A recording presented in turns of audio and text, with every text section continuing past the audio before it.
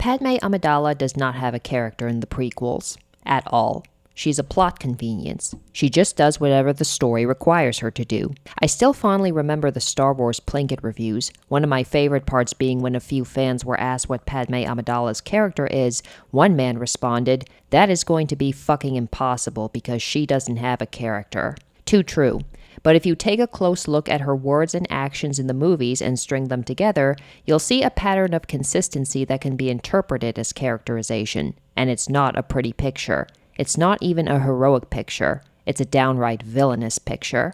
I'm going to read you an essay by Jean Cavalos from the book Star Wars on Trial. It was published in 2006 and called into question many of the themes of Star Wars. Cavalos herself argues that female characters like Leia and Padme are portrayed as weak, passive, and meant to stand in the shadows of their male counterparts. She does make some very good points about Leia, like Han condescendingly kissing her on the forehead when she raises concerns at Cloud City, but it's her Padme arguments that really hit home.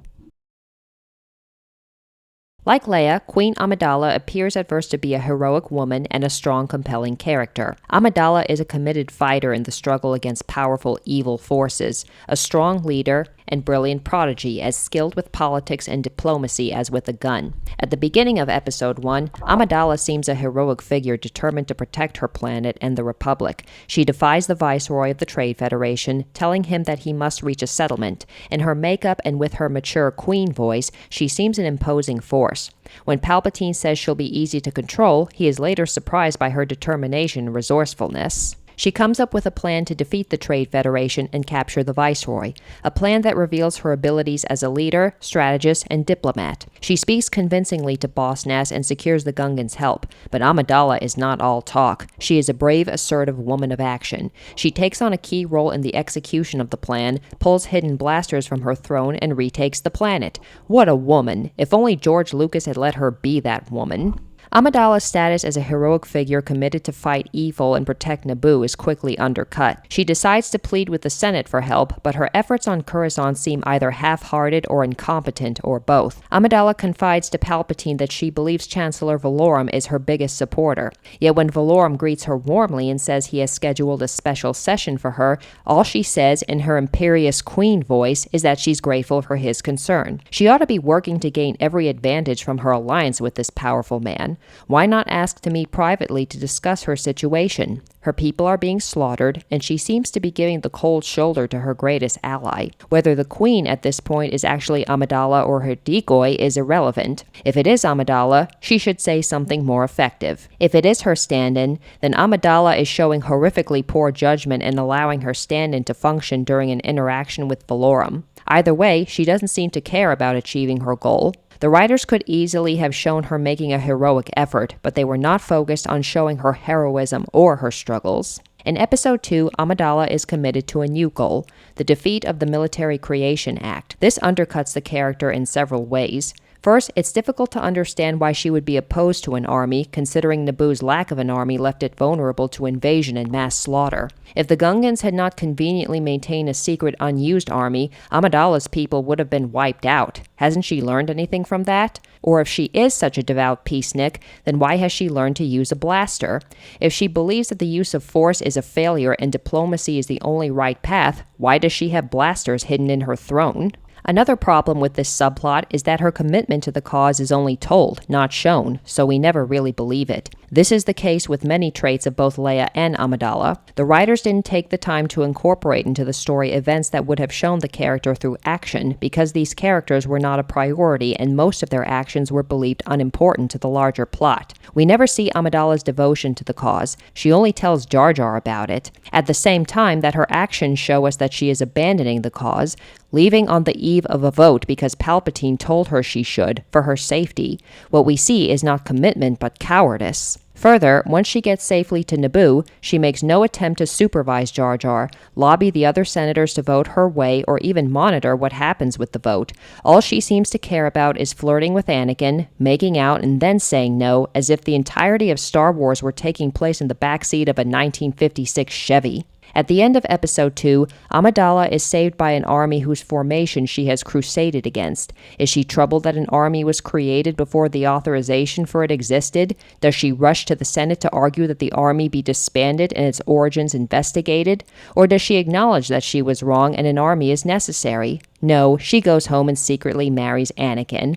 Her commitment to fighting the evil forces that threaten the Republic has vanished. The final goal to which Amidala appears committed is staying alive long enough to name her babies. Her commitment to this goal is not undercut, yet the fact that she has it seems completely random and out of character. If these names resonated with her personality or revealed something important about her, this could be a very powerful moment and a triumph for Amidala.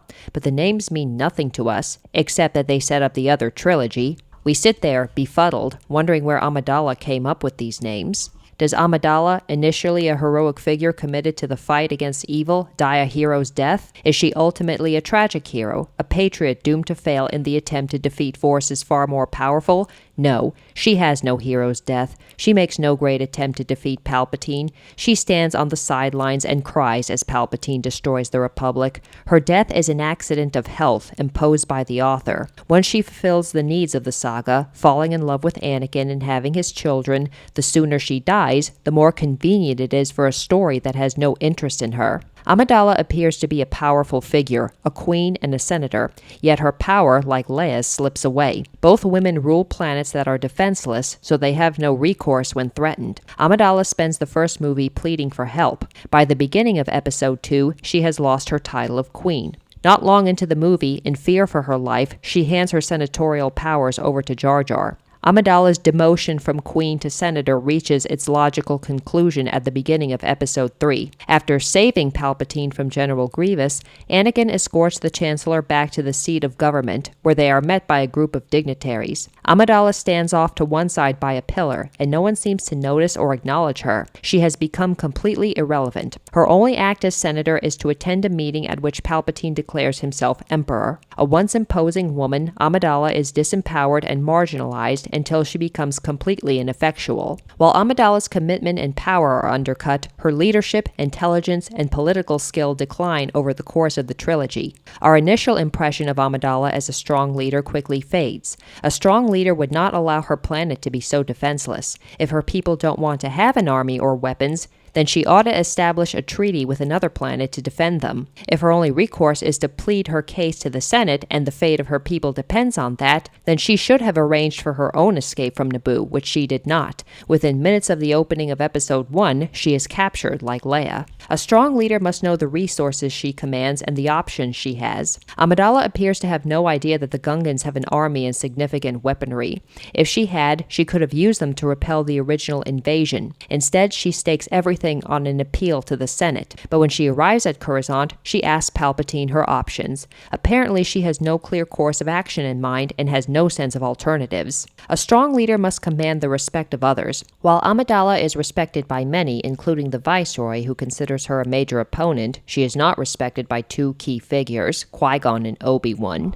Qui-Gon dictates their actions and tells Amidala she must trust him. When Amidala receives a call from home begging her to surrender to avoid further slaughter, Obi-Wan orders her not to reply. He doesn't even wait to see if she will obey. He is sure she will. As in the Han-Leia relationship, the male characters are built up as strong, assured leaders by their disdain and disrespect for the female. A strong leader must choose the best course of action and motivate others to follow. Amidala disguises herself so that she can accompany Qui-Gon on Tatooine, gain information, and have some input into the situation. Yet she offers no plan and takes no significant action. Like a milder version of Leia, her only input is criticism, and her criticisms are dismissed. Anakin, a child, is the one to come up with the plan to get the money necessary to repair the ship. Anakin is the one to execute the plan by competing in the pod race. Amidala watches the hero anxiously from the sidelines and, when he wins, becomes a cheerleader. Along with her skills as a leader and politician, Amidala's intelligence also deteriorates. The intelligence of a woman who knew enough to have a decoy is inconsistent with the intelligence of a woman who sneaks off of Coruscant wearing a flashy gold headdress and gown that clearly mark her identity. The assassins would have to be blind to miss that outfit. Never has a character been so undermined simply by wardrobe. Amidala's intelligence and judgment receive another blow when she reveals she's pregnant. She asks Anakin, an unstable, homicidal egomaniac 5 years her junior, "What are we gonna do?" If she wants a useful answer, she'd do better to ask Jar Jar. While Amidala doesn't have Leia's smart mouth, she definitely gains the stupid mouth. When Anakin returns from the burning temple and claims the Jedi are trying to overthrow the Republic, what wisdom and direction does Amidala, a senator, have to offer? "Oh, Anakin, what are you going to do?" George Lucas's focus clearly is on Anakin and what he's going to do, but Amidala should have more on her mind. Her follow-up, "Anakin, I'm afraid."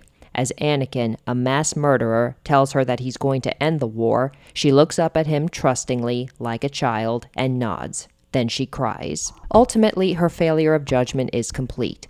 Obi-Wan tells her Anakin has turned to the dark side and killed children.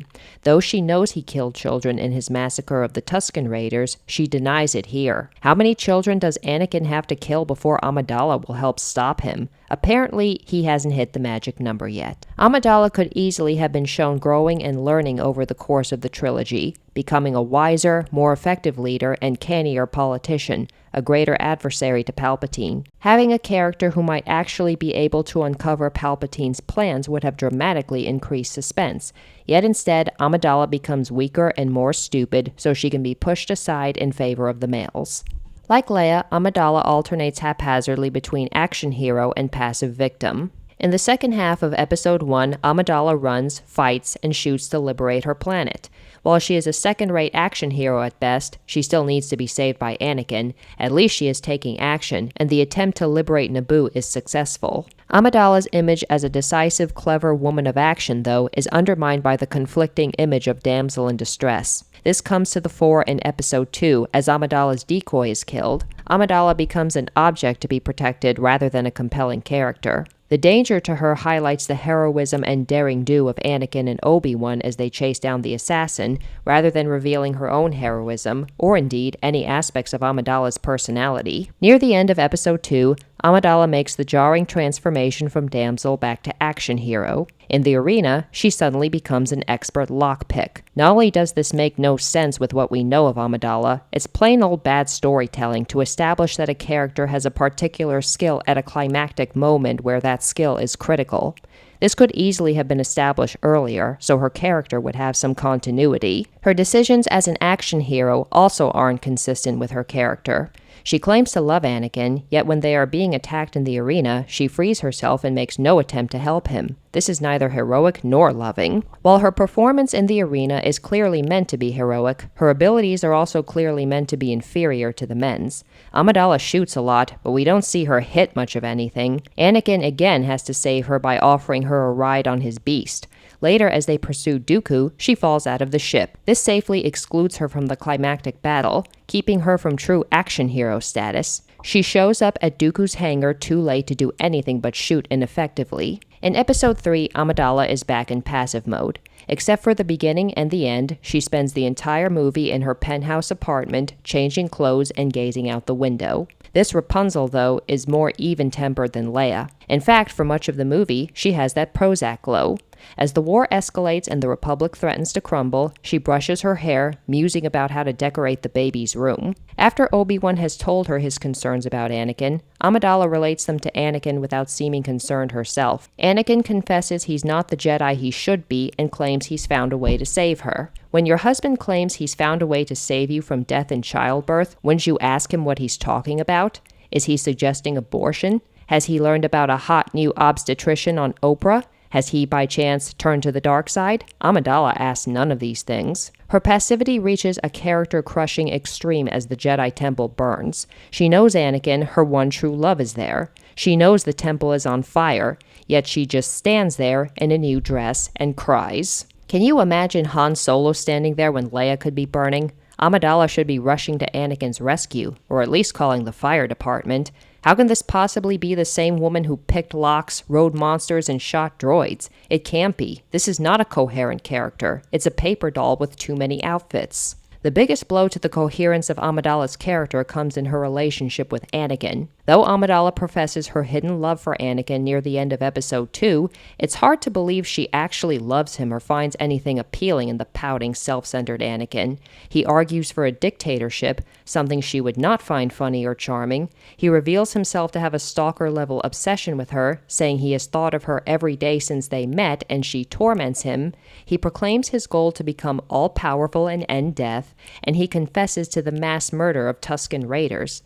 At this point, any woman with Amidala's knowledge and commitment to good would be dialing 911 or checking the yellow pages for the nearest psychiatric hospital. Anakin is clearly a nutball and a dangerous one at that, but after his slaughter of innocents, she strokes his head and forgives his action. Apparently, mass murder is only a misdemeanor in her universe, and a bit of a turn-on, for shortly after, she agrees to marry him. Amidala's integrity as a character could easily have been preserved simply by Anakin keep his killing spree to himself, for the woman who excuses mass murder is none of the things Amidala is supposed to be. She is not fighting evil forces, but excusing them. She is not taking decisive action, but sitting idly by. She is not preserving the Republic, but enabling its destruction. Matthew Woodring Stover, a popular and very talented author for the Star Wars Expanded Universe, offers defense on behalf of Cavalos's Leia argument, but he says something very strange when he's asked about her argument regarding Padme. He says that he already gave his opinion regarding Padme in his novelization of Revenge of the Sith.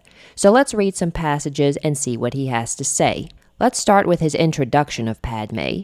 This is Padme Amidala. She is an astonishingly accomplished young woman who, in her short life, has already become the youngest ever elected queen of her planet, a daring partisan guerrilla, and a measured, articulate, and persuasive voice of reason in the Republic Senate. But she is, at the moment, none of these things. She can still play at them. She pretends to be a senator, she still wields the moral authority of a former queen, and she is not shy about using her reputation for fierce physical courage to her advantage in political debate. The first thing Stover does is list her accomplishments, what she is most known for, the unique strength that comes with each of her titles, and that she takes full advantage of each strength in her everyday life. So far, it seems like Padme Amidala is a woman who has a multi-layered, complex sense of individuality. But her inmost reality, the most fundamental, unbreakable core of her being, is something entirely different. She is Anakin Skywalker's wife. And then we learn that any sense of purpose, identity, and strength that she has based on her accomplishments and titles means absolutely nothing when put up against her status as Anakin Skywalker's wife. Yet wife is a word too weak to carry the truth of her. Wife is such a small word, such a common word, a word that can come from a downturned mouth with so many petty, unpleasant echoes. For Padme Amidala, saying, "I am Anakin Skywalker's wife," is saying neither more nor less than, "I am alive." I love this quote, not only because it's great foreshadowing, but because it seems that Matthew Stover too looked closely at Padme's words and actions in the movies and saw the unflattering consistency in them. Her life before Anakin belonged to someone else, some lesser being to be pitied, some poor, impoverished spirit who could never suspect how profoundly life should be lived. This is what she thinks of herself before she met Anakin? This? She was elected Queen of Naboo at the age of 14 before she met Anakin. She was ruling an entire planet before she met Anakin. She chose to accept people's lives and well-being as her responsibility before she met Anakin, and she thinks she was someone to be pitied back then? Jesus Christ. But though she loves her husband without reservation, love does not blind her to his faults. I'm very afraid to hope. He is not a perfect man. He is prideful and moody and quick to anger, but these faults only make her love him the more. So she doesn't love him in spite of his flaws. They only make her love him more. His every flaw is more than balanced by the greatness within him, his capacity for joy and cleansing laughter, his extraordinary generosity of spirit, his passionate devotion not only to her, but also in the service of every living being. From what we've seen of Anakin's character, and I'm basing it off the movies and the expanded universe, I don't know where the hell she's getting these great qualities from. He expressed none of them in Episode 2. What does he actually do? 1. Looks at her with stalker-like obsession and makes an inappropriate comment on how she's grown more beautiful. 2. Makes bold promises that he'll protect her. 3. bitches out his Jedi Master in front of her. 4. Bitches her out in front of the Queen of Naboo. 5. Whines about Obi-Wan's so-called unfairness. 6. Professes his disdain for democracy in favor of a dictatorship. 7. Confesses his stalker-like obsession with her. 8. Confesses to the murder of innocent women and children. So, what Stover is really saying, the subtext he's trying to convey, is that Padme Amidala is utterly codependent and delusional. But the movies convey that as well. When Anakin confesses to her that he slaughtered innocent women and children who had nothing to do with his mother's death, she does not give a shit. She comforts him and says to be angry is to be human. Yes, I know how Klieg Lars described Tuskens in Attack of the Clones. Those Tuskens walk like men, but they're vicious, mindless monsters. The Tuskens are native to Tatooine, not the humans. In the Star Wars Expanded Universe, it's revealed that human settlers have been stealing Tusken land and water for generations. Even in A New Hope, 2 Tuskens beat Luke, but they didn't kill him.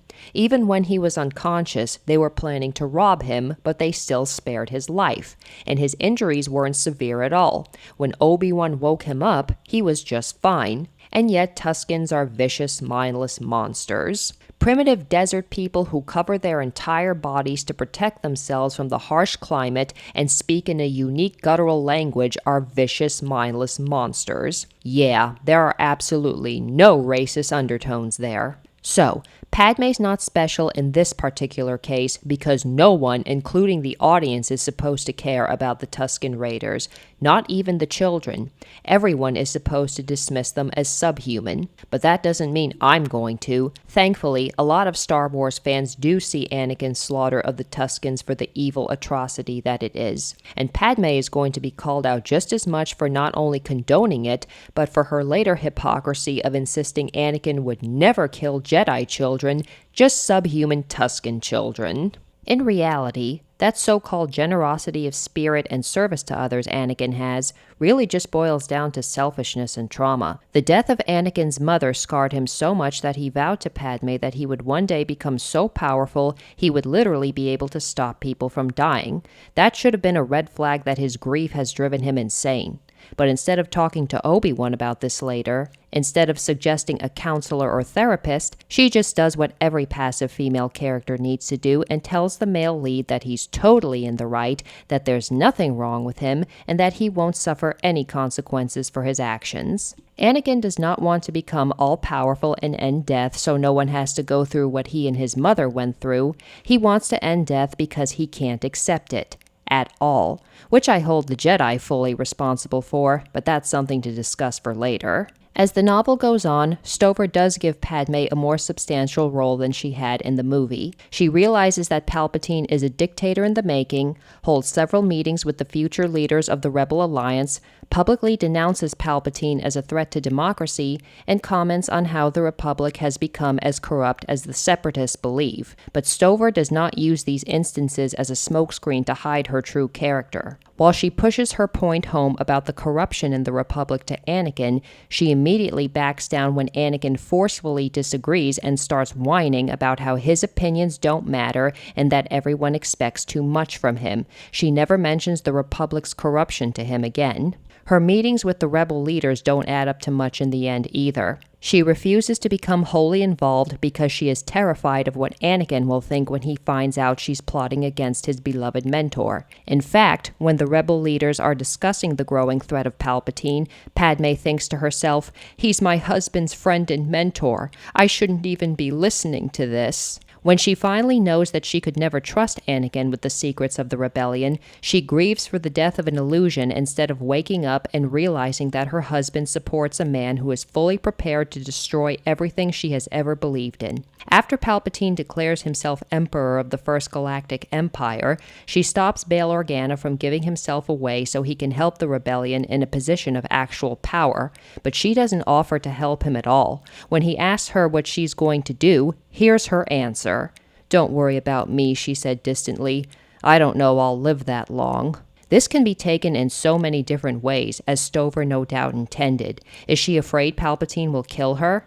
Anakin? Both? And if she believes she's going to die, why not do everything she can to help the rebellion beforehand? I'll give you all one guess. Before Palpatine's declaration, she meets with Anakin, who tells her the Jedi Order is being exterminated, and that her fellow conspirators will no doubt share the same fate. She begs Anakin to run away with her so they can be safe, but after he tells her he's going to murder the Separatist leaders in cold blood, and for her to wait for him, fresh tears streamed onto her ivory cheeks, and she threw herself into his arms. "Always, Anakin, forever. Come back to me, my love, my life. Come back to me." Anakin, Anakin, Anakin. Always about Anakin. Not your friends and allies, not the Jedi Order you've trusted and worshipped. In the book, she said, the Jedi Council is the bedrock of the Republic. Not even the children you're carrying. Everything you are revolves strictly around Anakin. Stover's climax on Padme's dependency comes at the very end after she fervently denies to Obi-Wan that Anakin killed younglings. In the novel, she actually pushes Obi-Wan and says, "He couldn't, not my Anakin." But he did. Again, she'll condone the murder of Tusken children without a second thought, but not Jedi children. And the racial undertones were there right from the start. Padme was queen of Naboo at the start of the prequels, when the humans and the Gungans were living in fear, ignorance, and even hatred of each other. Yet they did come together and make peace, because they were both facing mutual destruction. Padme goes to Mustafar, and here's how her conversation with Anakin goes. "Oh, Anakin, he said such terrible things about you." He smiled down at her. "About me? Who would want to say bad things about me?" He chuckled. "Who would dare?" "Obi-Wan," she smeared tears from her cheeks. "He said, he told me you turned to the dark side, that you murdered Jedi, even younglings." Just having gotten the words out made her feel better. Now all she had to do was rest in his arms while he held her and hugged her and promised her that he would never do anything like any of that. And she started half a smile aimed up toward his eyes. But instead of the light of love in his eyes, she saw only reflections of lava. He didn't say, "I could never turn to the dark side." He didn't say, "Murder younglings? Me? That's just crazy." He said, "Obi-Wan's alive?" After that, Padme begins to become aware of her delusions. But keeping in character, Stover does not give her a sense of revelation. He simply lays bare the extent of her neediness and weakness. It's like, tears brimmed again. "I don't even know who you are anymore. I'm the man who loves you," he said, but he said it through clenched teeth. "I'm the man who would do anything to protect you. Everything I have done for you." "Anakin!"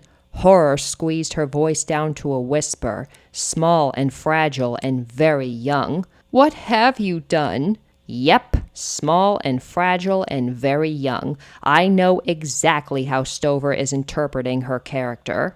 And she prayed he wouldn't actually answer. "What I have done is bring peace to the Republic." "The Republic is dead," she whispered. "You killed it. You and Palpatine. It needed to die." New tears started, but that didn't matter. She'd never have enough tears for this.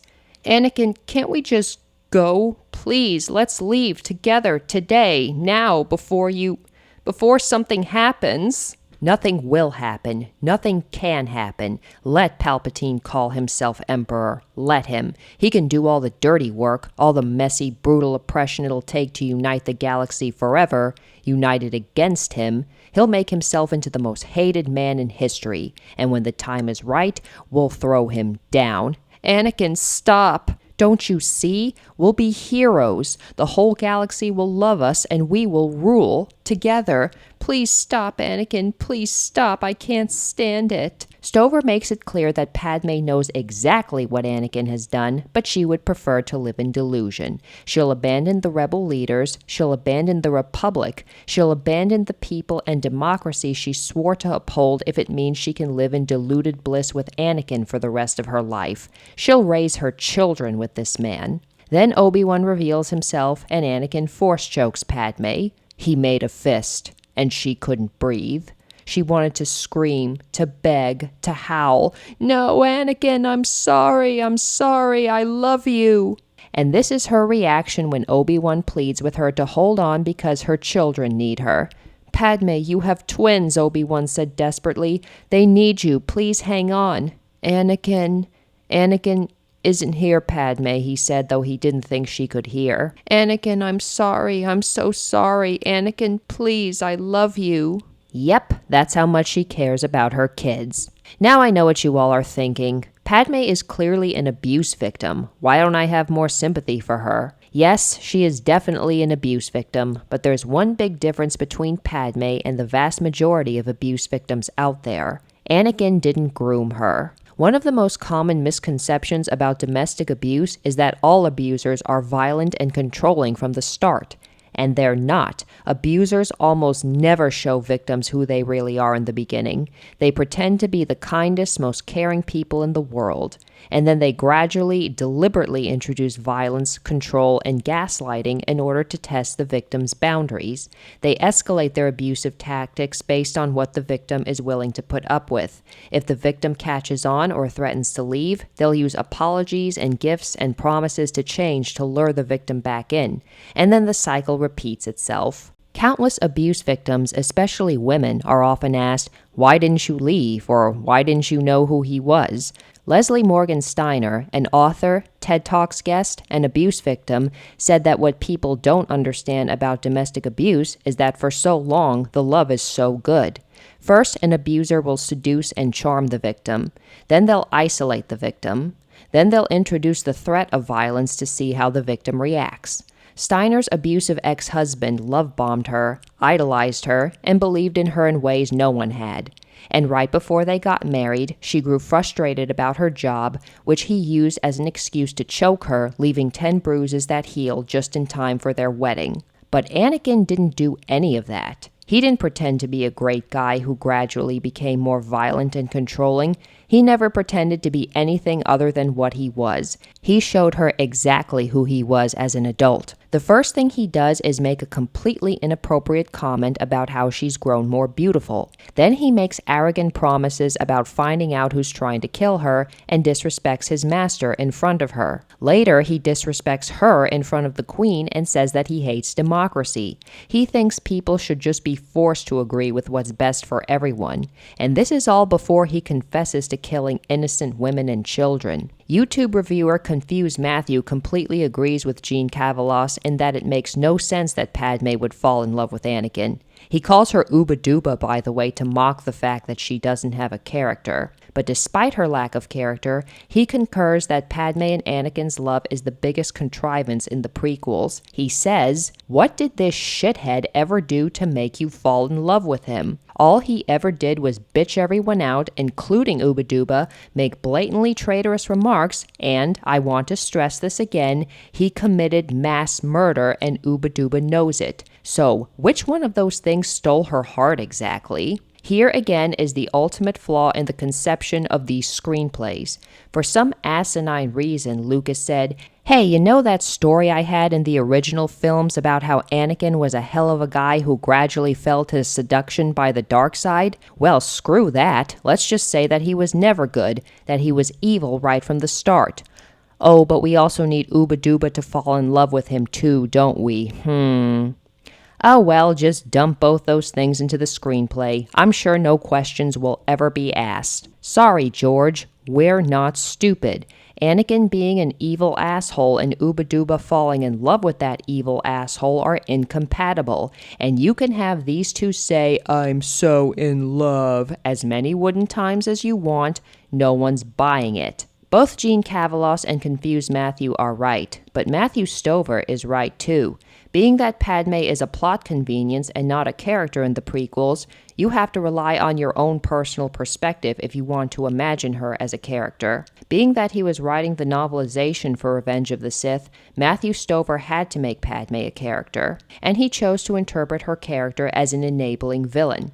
Anakin's flaws only make Padme love him more, meaning she's not even one of those, "Mama, I can change him" women. By the end of the book, she makes it clear that she's willing to overlook any atrocity and even compromise the safety of her own children so she can stay with Anakin. Even when she's literally giving birth to her children, she only cares about apologizing to Anakin for not knowing Obi-Wan stowed away on her ship. So, Padme is a villain. But that doesn't mean she has to be a misogynist villain. With some tweaking, Padme could have been a heroic character in the beginning who gradually fell into tragic villainy. So here's my take on Padme. My sources will be both the movies and the expanded universe. Padme comes from Naboo, a world devoted to art and culture, but also rooted in hypocrisy. They claim to be pacifistic and open-minded, yet their ships and soldiers carry weapons. Blasters are hidden in secret compartments in the throne room, and the queen herself is surrounded by handmaidens who are really bodyguards, not only trained in weaponry and combat, but also to act as decoys for the queen herself. They've also made no effort to mend relations with the non-human Gungans for generations. Padme herself is a child prodigy. Before she became queen, she was elected princess of the capital city of Theed when she was 12. 12. I think we've come across another dark aspect of Naboo culture. Because they're so peaceful and culturally evolved, they believe even prepubescent children can be elected into political office. Padme even mentions in Attack of the Clones that she wasn't the youngest queen ever elected. So, we really need to ask some serious questions here. What the hell kind of pressure is put on these kids by their society and their families? How much do the kids have a say in this? Can they understand what they're getting into? I mean, it's different in stories like Invincible and Attack on Titan, where the world can literally end any day and you need to fight if you want to live. Naboo doesn't have to put kids into office. They're a peaceful society. Are prepubescent children pressured or manipulated into leadership roles just so Naboo can prove how well adjusted they are? Look, Naboo society is so put together and evolved that we can literally put kids into office and they do just fine. That could have been what happened to Padme. She was born unusually gifted by Naboo standards and was praised and encouraged by her family into a leadership role. Padme's childhood can in fact be a metaphor for child grooming. In order to gain a child's trust, predators often heap praise on them, telling them they're so mature and wise beyond their years, which brainwashes the child into thinking they can consent to sexual acts with adults. Padme could have received similar praise and encouragement that brainwashed her into sacrificing her childhood and her innocence for status. Yes, I'm aware that in the expanded universe, Palpatine pulled strings and even influenced Padme's parents to get her into office. He even had her predecessor killed. But Palpatine merely took advantage of corruption that was already present. He was not the root cause.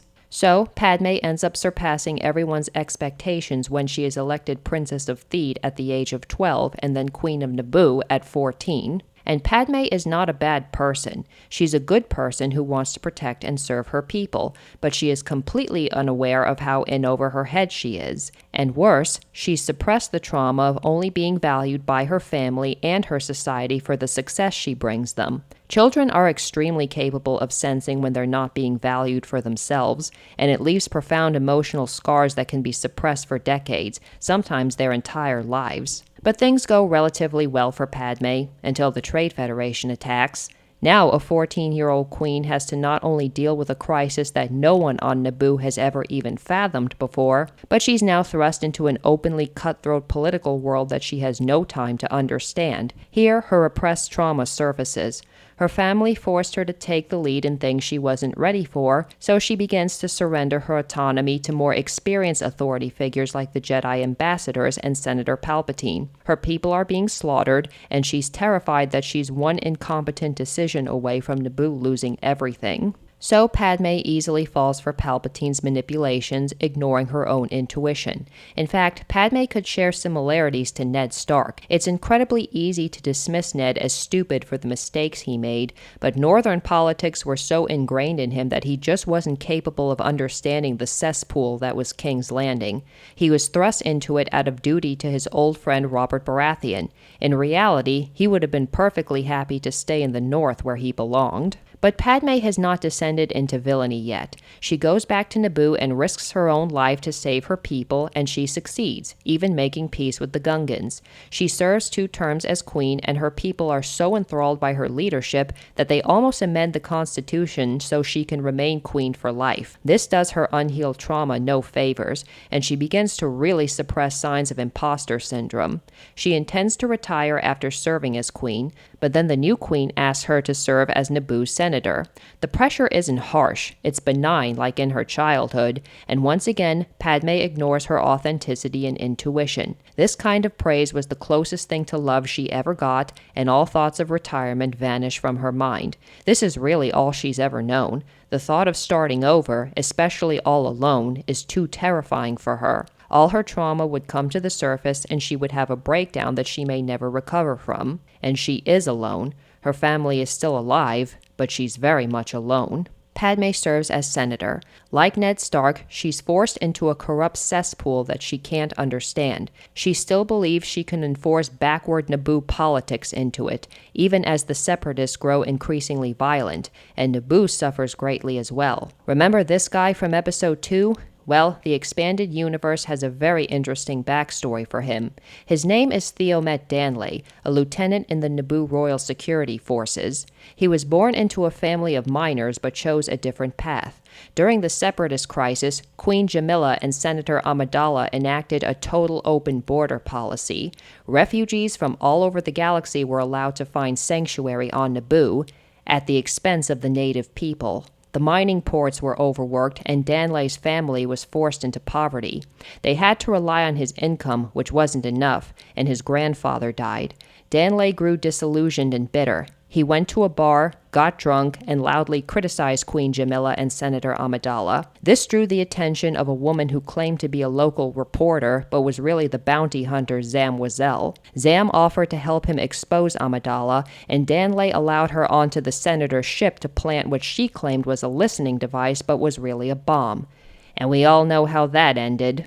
Padme's beloved handmaiden Corday is killed, and then Anakin Skywalker re-enters her life. His behavior raises several red flags that any well-adjusted person would see immediately, but Padme is as far from well-adjusted as can be. Anakin is whiny and insubordinate, but unlike everyone else, Padme finds his behavior oddly refreshing. She herself never whined, complained, or talked back to her family and mentors, but what if she had?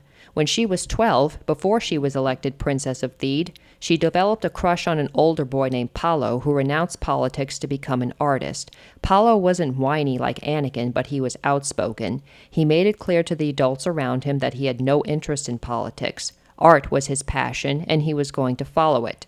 What if Padme had done that? Maybe her passion wouldn't have been art, but it definitely wasn't politics. She'd known that since she was a child.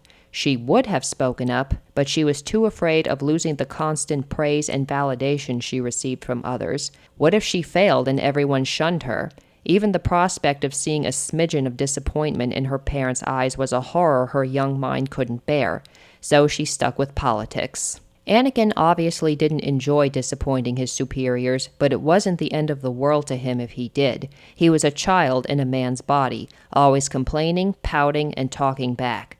Padme, too, was a repressed child in a woman's body, but she could never show it. Anakin did, continuously, and it was oddly, toxically refreshing. Even when he gazed at her with inappropriate longing, she found herself pleased even if she told him his behavior made her uncomfortable. When Palpatine pleads for her to return to Naboo for her own safety, she barely protests before agreeing. She appoints the politically incompetent Jar Jar as her representative, and Anakin Skywalker is assigned as her bodyguard. She can see his desire for her, it's plain as day, and she's very drawn to him as well.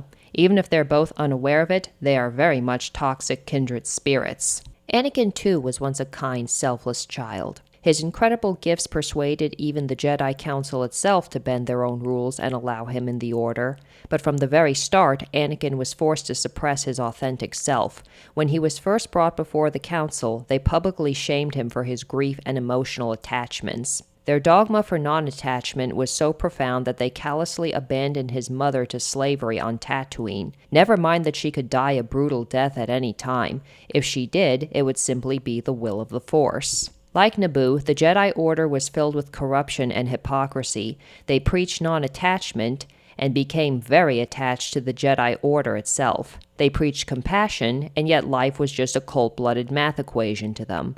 They had no problem writing off individual lives if it served their version of the greater good, Anakin's mother being a good example. They claimed Jedi must not fear because fear leads to the dark side. and they were so deathly afraid of the dark side that they considered all forms of passion and love to be paths to the dark side. Not that they weren't willing to overlook it in their own ranks, because they did, especially in the Star Wars expanded universe, but being that Anakin wasn't indoctrinated from infancy like most Jedi, they were determined to break any attachment he had to his previous life, even if it meant abandoning his mother to slavery.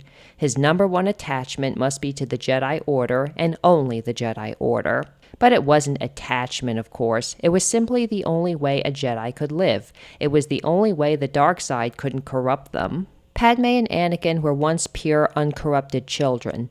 They once loved each other as pure, uncorrupted children. Now they're emotionally damaged adults, and their attachment, once healthy, has now become toxic and devoid of love, no matter how much they both eventually profess to be in love. Both are very attracted to the other on a physical level, but it goes even deeper.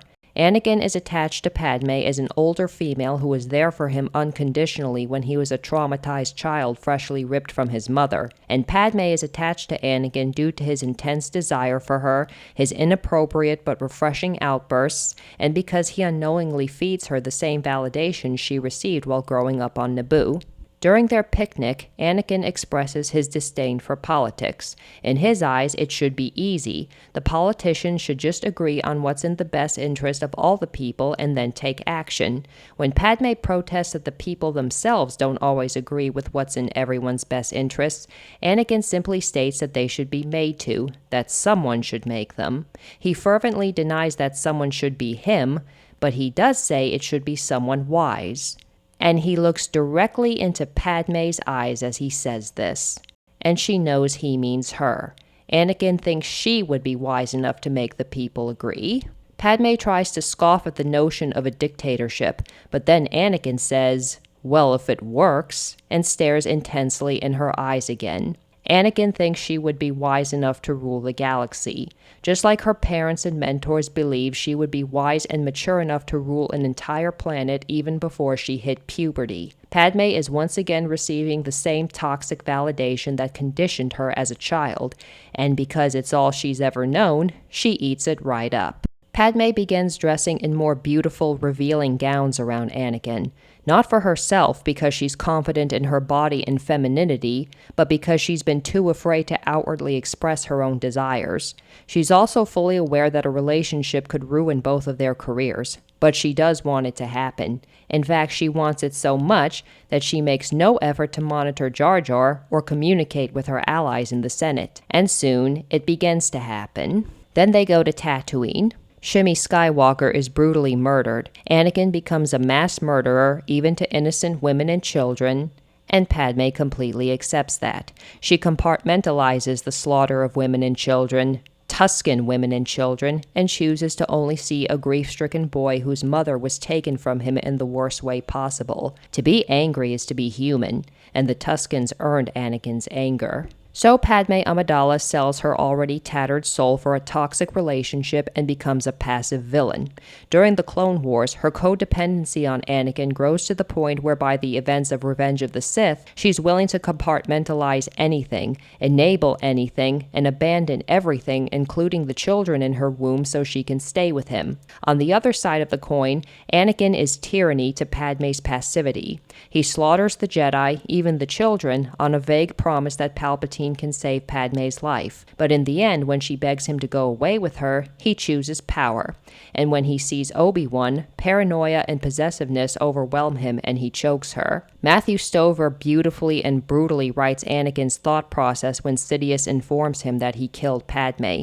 He tries to deny it, tries to blame it on his new Darth Vader persona, before he realizes there was no Vader, only Anakin Skywalker. It was you, only you. You did it. You killed her.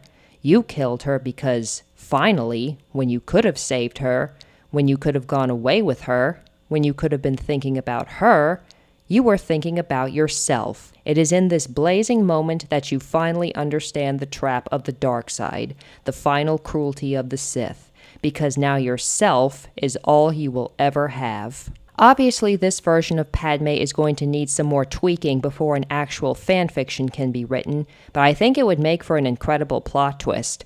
Luke and Leia's parents weren't heroes but villains who were twisted and broken by their mentors and environments. Finding out what really happened to their parents could have been the final catalyst for Luke and Leia to put the Old Republic and Jedi Order to rest. To add another dose of irony to this twist, Luke and Leia realized that Anakin Skywalker only learned how to love again after he became Darth Vader. When that realization sinks in, they immediately release the past and create the future. They do forgive their parents, but they still hold them accountable and choose to be better.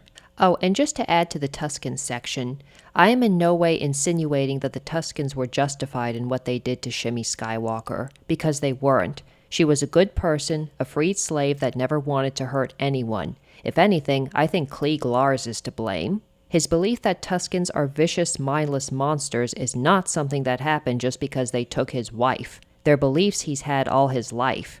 Being that the 3, not 2, Tuskens in A New Hope beat Luke but didn't kill him, makes me think that it's far more plausible that Klieg himself killed Tuskens from that particular tribe. Or he could have stolen from them, which in Tatooine's harsh climate would have caused sickness and death. So in revenge, they kidnapped and tortured his wife. The novelization of The Phantom Menace also adds another haunting layer to Anakin's Tusken genocide.